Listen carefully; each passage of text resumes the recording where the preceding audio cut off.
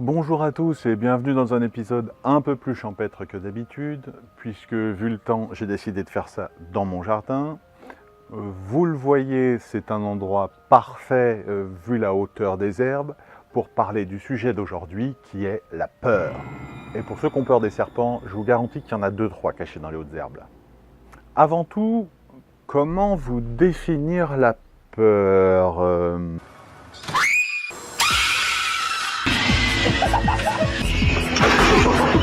Oui, c'est clair, comme ça c'est le plus simple. Le mieux reste l'explication par l'exemple.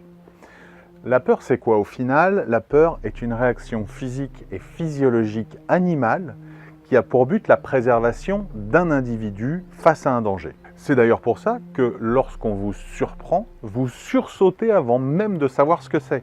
Votre cerveau n'a pas eu le temps d'analyser, mais votre corps a déjà eu un réflexe de protection. Et c'est très simple à expliquer. Le thalamus est la partie de notre cerveau qui redirige les stimuli, qui va diriger les stimuli visuels vers le cortex visuel, auditif vers le cortex auditif, etc.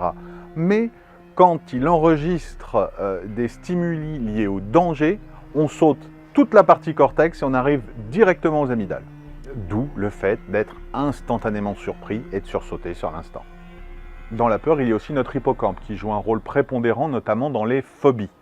En effet, c'est lui qui stocke nos souvenirs, et lorsqu'une situation similaire se présente, il renvoie tous les souvenirs désagréables pour déclencher les signaux de la peur. Une fois la surprise passée, c'est notre cortex préfrontal qui va mettre en place un plan d'action qui est en fait un plan de sauvegarde, la peur n'étant que la mise en place d'un plan de sauvegarde. Car soyons clairs, que ce soit votre enfant de 6 ans qui saute de derrière le canapé en criant « bouh », ou que ce soit une gazelle qui voit une lionne lui sauter dessus, c'est exactement le même système qui se met en place. C'est un système hérité de notre état de primate. Là, entrent en jeu nos glandes surrénales, qui, stimulées par le système nerveux, vont générer de l'adrénaline et de la noradrénaline. Ensuite, le taux de glucides va exploser dans notre sang, et lorsque l'adrénaline va aller se fixer sur des récepteurs, il va y avoir une série de réactions du système de défense qui se met en place.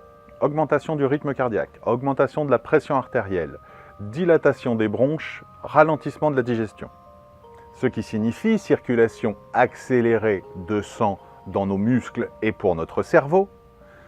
Ce sang qui est surchargé en glucides et en oxygène, eh bien, nous permet de fonctionner à plein régime, j'ai envie de dire en sur-régime, et nous permet d'être opérationnel, que ce soit pour se sauver ou pour se battre. Et en même temps, pour conserver le plus possible d'énergie pour ce plan d'action, les autres fonctions du corps ralentissent.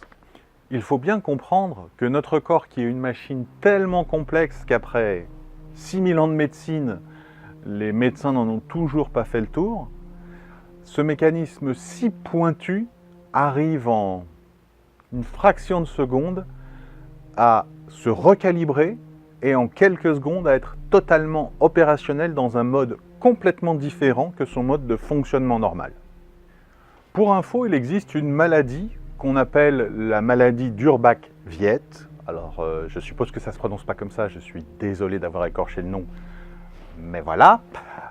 Et cette maladie, en fait, fait disparaître vos amygdales.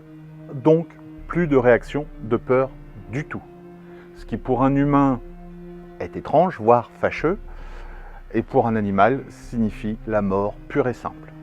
Alors, n'oubliez pas, la prochaine fois que vous sursauterez devant un film, que vous aurez peur d'une araignée ou peur de l'orage, pensez à tout ce qui se passe dans votre corps et à quel point c'est une machine magnifique. Je vous dis à très vite pour un nouvel épisode.